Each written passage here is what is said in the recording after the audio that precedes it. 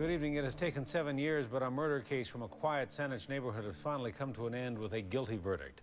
Ruby Ann Ruffolo was convicted this morning in BC Supreme Court in Victoria. She has been found guilty of first-degree murder for killing her husband, John.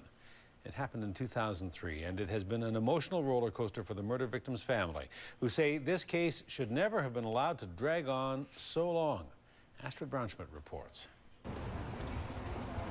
Clutching a photo of her late son, John, Lois Ruffolo walks out of BC Supreme Court surrounded by family. This morning, her former daughter-in-law, Ruby Ann Ruffolo, was found guilty of first-degree murder. No family should have to wait 7 years for justice for their son.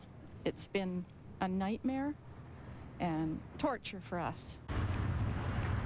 Ruffolo killed her husband John with an overdose of heroin in October of 2003. His body was found in a ditch just off Humpback Road. She was charged just months later, but the case took 7 years to conclude because of countless delays over the course of 2 separate trials.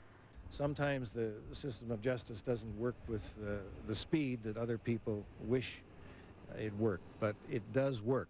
In BC Supreme Court, Madam Justice Mary Humphries wasted no time announcing her verdict. In seconds, it was over. The courtroom broke out in applause, and Ruffolo was sentenced to life in prison with no chance of parole for 25 years. In her judgment, Madam Justice Humphries said John Ruffolo died here at his home. She said Ruby Ann Ruffolo had a motive to kill him, and she had the means to plan and carry out the offense.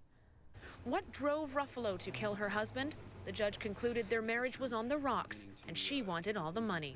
Daughter lost her father, sisters lost their brother, parents lost their son, and all for what? Because one person was evil, and for her own personal gain, it was evil. But the verdict offers little closure for John's parents, who say the case should never have dragged on so long. He's missed 7 birthdays while she walked free for 7 years on bail. But this trial went over to Nanaimo, Duncan, back to Victoria. All this BS was going on. I'm totally disgusted with our system.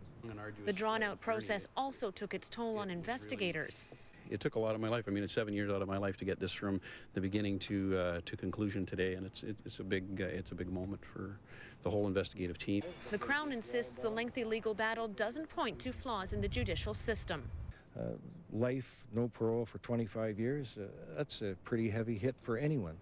And I thought it was fit and just. Does it equal the life of John Ruffolo? No. Tonight, the Ruffolo family turns to mending a relationship with John and Ruby Ann's daughter, Giovanna, who left the courthouse sobbing this morning. Okay, guys, enough. Yeah. She just lost her mom.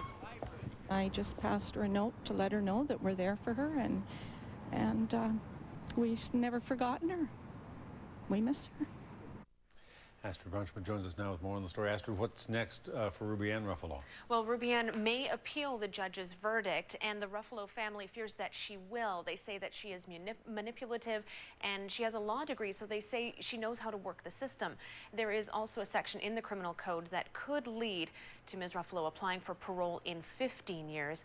Tonight, the family wants John to be remembered as a loving person who really didn't deserve to die at age 36. All right, Astrid Braunschmidt reporting. Astrid, thank you. You're welcome.